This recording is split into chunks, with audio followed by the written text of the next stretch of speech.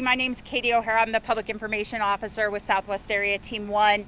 Thanks for joining us this afternoon for August 2nd press briefing on the Alexander Mountain Fire. We're going to have a couple of speakers this afternoon. First up will be our Incident Commander, Carl Schwope. After that, we will have Jason Coyle, our Operations Section Chief, followed by Jason Sieg, our Agency Administrator and Acting Forest Supervisor for the Arapahoe-Roosevelt National Forest, and then we'll wrap it up with Larimer County Sheriff Fain. So first up, I'd like to welcome our Incident Commander, Carl Schwope. All right, good afternoon. Carl Schwope, Incident Commander here on the Alexander Mountain Fire. Today we're showing 9,375 acres, 5% contained, 389 personnel. And I know that 5% containment may not sound like a lot, but it doesn't mean that we're not having a lot of successes. Firefighters out there working hard on the east side. We're having a lot of successes, expecting to show some more containment over that, maybe here in just the next few days. Having some successes in and around Cedar Park, in and around the homes there, and then along the 34 corridor we're having some successes. It doesn't mean we're not without challenges. It's still extremely hot. There's still some very rough topography. Fire is still in and amongst the homes, and the threat of fire crossing 34 is still very realistic. So firefighters out there working hard, and over the next coming days we do have some challenging weather with possible thunderstorms coming in, and those thunderstorms initially provide very challenging winds for us.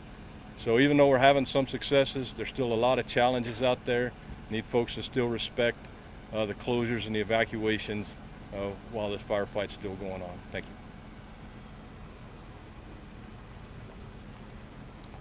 you. Good afternoon. My name is Jason Coyle. I'm one of the Operations Section Chiefs for Southwest Area Team 1. I'm going to go around the fire starting on Highway 34 and let you know in a little bit more detail the efforts that are going on right now, and then talk about some of the contingencies that we're preparing for. So along Highway 34, from where the western edge of the fire that it's reached Highway 34, all the way back to the east of the fire where the fire ties into the canal road, that piece that we put black on the map yesterday, where it's a controlled edge, all of that is looking really good. And what I mean by looking really good is the amount of green pockets from where the unburned fuel is adjacent to the structures or adjacent to the values, the homes in there, has been reduced, or the fire has been put out along those edges. And we expect to add some more containment along Highway 34 back towards the canal road. North of the canal road, where the hand line went up on the east side of the fire above Masonville, tied back into Green Ridge, and then went all the way north to the Cameron Peak fire in the far northeast corner of the actual Alexander Mountain fire. That line is holding. Crews are continuing to patrol that line and to ensure that there's no rollout snags, anything that could cross the line and cause the fire to continue to move east above those homes that are situated just over the edge of that ridge, and then the larger number of homes that are further down the slope in Masonville. From where the fire meets the Cameron Peak fire on the northeast corner across to what's called Jug Gulch, which is a gulch that runs the drainage that runs north towards Spruce Mountain. The fire is checked up along there, along a two-track road inside the Cameron Peak fire. So, now that there's no timber in there and those grassy fields that did move to that, but they had scouts go all the way in back to the Jug Gulch area from the east side all the way to basically midway on the Cameron Peak scar, we're on the north side of the Alexander Mountain fire.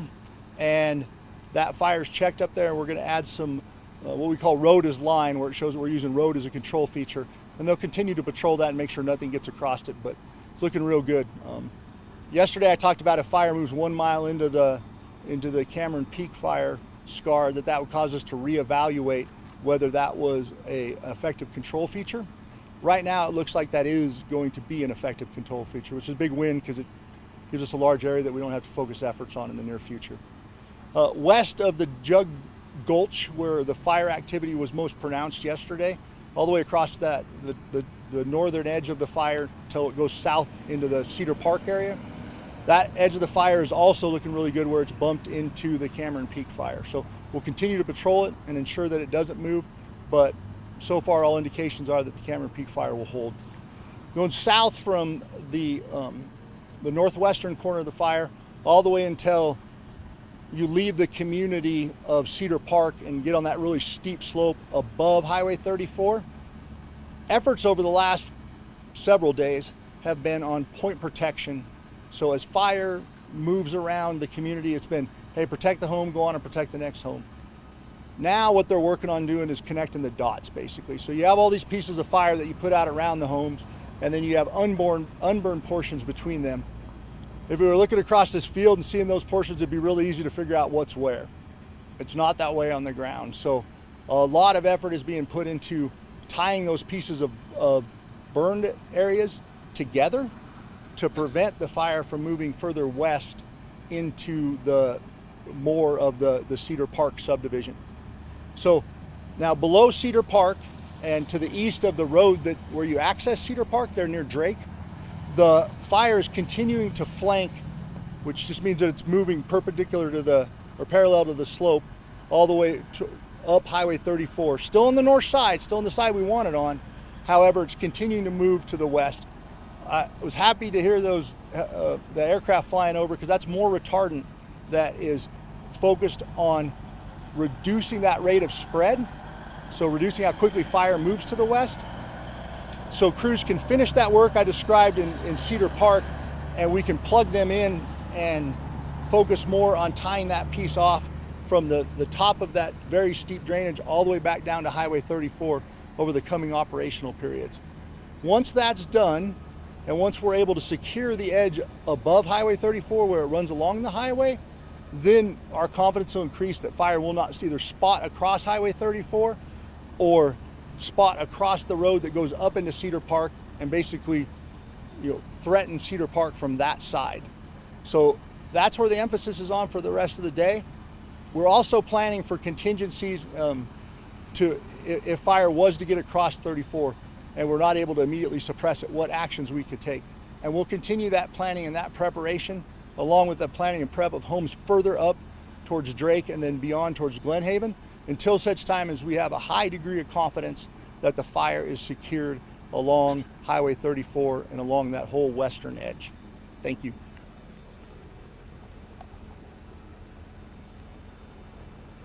Good afternoon, Jason Sieg, S-I-E-G. I'm the Acting Forest Supervisor on the Arapahoe and Roosevelt National Forests and Pawnee National Grassland, which is the local forest unit here. I grew up in Larimer County and actually started my career on this forest as a firefighter many years ago. Updating you on our employees across the forest, we have over 100 employees supporting large fires across the west right now, and about half of those employees are assigned to the Alexander Mountain Fire currently. There's a lot of risk right now for new starts. There's possibility of lightning coming in the next few days, and so the resources that we still have on the forest, they are available for initial attack and initial response in the event that a fire does start. We will coordinate with the CIMT and the county resources if the need arises. We also have very dry conditions right now, and we have a scarcity of firefighting resources. So today at noon on the Arapahoe and Roosevelt National Forests and Pawnee National Grassland, we entered into Stage 2 fire restrictions. What does that mean, Stage 2? Well, essentially it means there's no open flame of any kind allowed on Forest Service lands unless you're using a device that has an on-off switch. It also means that there's no outdoor smoking on National Forest lands along the Front Range counties and the National Forest lands in Grand County. I want to pause for just a minute and reflect on the last 5 days. This incident has been going on for 5 days, and we've had some difficult days this week. There's a lot of communities affected, and these communities are going through hard times, whether it's the uncertainty around damage to property, being evacuated for multiple days, or even the smoke impacts that we're seeing in the communities smoke impacts to you directly or maybe a loved one, I just want you to know that I recognize that. I think all of us here standing up here recognize that, and we're in it with you. Thank you.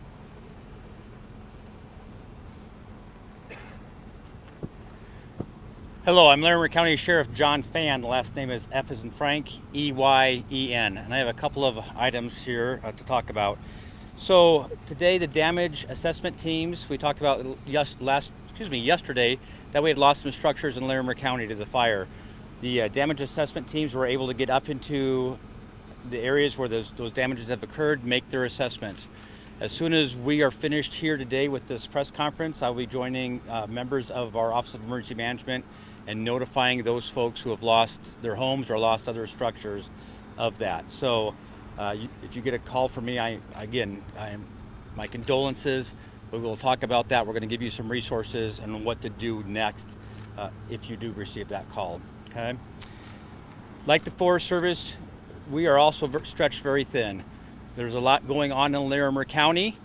The fair is going on. We have this big fire going on, and you still depend upon us for law enforcement protection in your communities.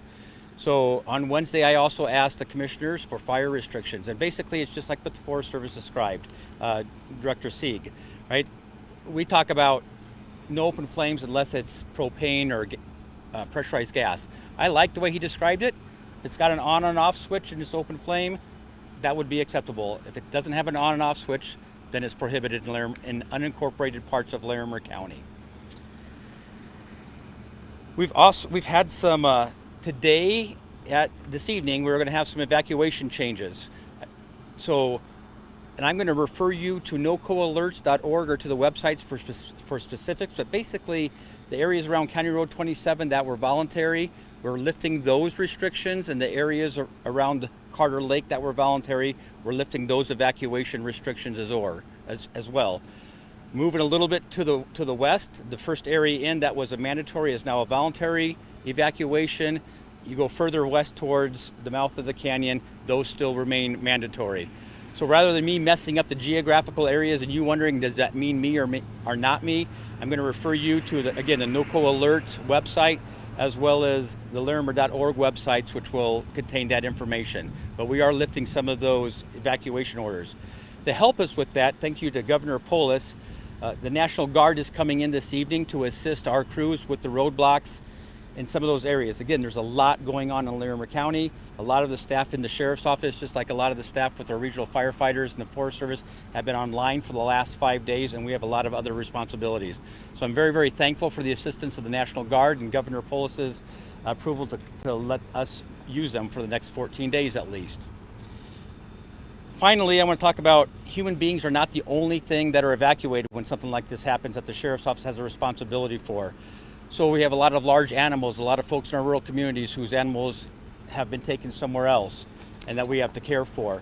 As of this morning, that number of large animals actually equaled 100. They are over in Island Grove, over in Weld County right now because our fair is going on. And so we've had a lot of amazing partners in that arena. So the Weld County Sheriff's Office, Greeley Police Department, the 4-H and the FFA groups in Weld County, the community of Eaton and Island Grove itself, as well as CSU Veterinarian Services, have made sure that not only are we protecting the people of Larimer County, but we're protecting the animals of Larimer County. Finally, I want to say thank you again to our regional firefighting partners, the Southwest Team 1. Driving around today, there's been some significant progress. As you've heard, we're not out of the woods yet, but they're making excellent work towards getting our folks back into the homes. I got to thank the Southwest Team 1, Glen Haven Fire Department, and Chief Ingram as well have been amazing partners in this and in addressing some needs today. And again, I greatly appreciate everybody's efforts. Thank you. Thank you, everyone. So a little bit different than yesterday. I'm going to kind of help facilitate questions and point at who's probably the best one to answer those. So we'll sort of open it up. We're going to try to keep it to about the next 15 minutes worth of questions. So we'll go ahead and get that piece started. I have a question for the sheriff. Or I'm sorry, you will probably relay this. Yeah, to the you're sheriff, good. but, about the evacuations, the split, you've been keeping us up to date on mandatory versus those who are voluntary. Do you have any more information on how that split goes right now? So, and I'm not sure as far as the numbers go, is that what Yeah, you're so asking kind of for the total- specifically? Total number, and then how many are. All right. See, I told my team that I don't want to do the numbers. Nobody cares about the numbers. They want to know about where, if it's their house or not. And here you are asking that question. That's awesome. Hang on a second. I do have those numbers. Sorry, David. I know 5,000 the other day. Yep. Less, I'll take that. That's Right. No. Right now there are 2,415 people. 2,415 under mandatory, and 2,588 in voluntary evacuation areas. Are those individuals or are those? Those are the contacts we keep talking about. Yep. Thank you. You're welcome. Have there been any additional structure losses? Obviously, yesterday we had the report that there were at least a dozen. Palisade Mountain Drive and Snowtop Drive, or 2 dozen. Thank you. Have we gotten any additional, or know of any additional losses overnight into today? And along those lines, do you know how many of them are actual residences versus outbuildings? So let me do this one first. We did lose yesterday some additional residents or structures, not residences. To my knowledge, we did not lose additional ones overnight or into this day. To answer your part, I don't know that. I will know that in about 30, 40 minutes when I head over to our Office of Emergency Management. They have actually separated that, but I don't have that information right now, Kelly. So 2 dozen is still accurate. A little bit more than that. A little. Yeah. A little over 2 dozen. Yeah, just a little, about 30, I'm gonna guess. Sheriff, are those assessments complete at this point, and when can folks expect that call? Like I said, as soon as I leave, they are complete. As soon as I leave here, I'm heading to our Office of Emergency Management, partnering up with a member of their staff. I will be making the call and letting folks know that we're going to start with primary residences. If you lost your primary residence, I'll make those calls first. If you've lost an outbuilding of some kind, I'll make those second. The member of the Office of Emergency Management there's a whole host of resources we can provide. So they'll talk about that with you. If that was such an Sorry, go ahead. We'll come back. Yep. Who the best as is, but yesterday we've heard reports of competition among other agencies for air tankers and other assets to fight the fire because of ongoing incidents elsewhere in the U.S. West. So I'm curious, have there been any requests that have been denied from that interagency center as other agencies are busy fighting large fires in California and Oregon? And then another numbers question, how many gallons of slurry and water have been dropped, do you think? We'll start. So the first question is talking about the competition for resources. So I'll, Carl or, well, I'll have our incident commander address that one. So when we order resources, they either get filled or don't fill.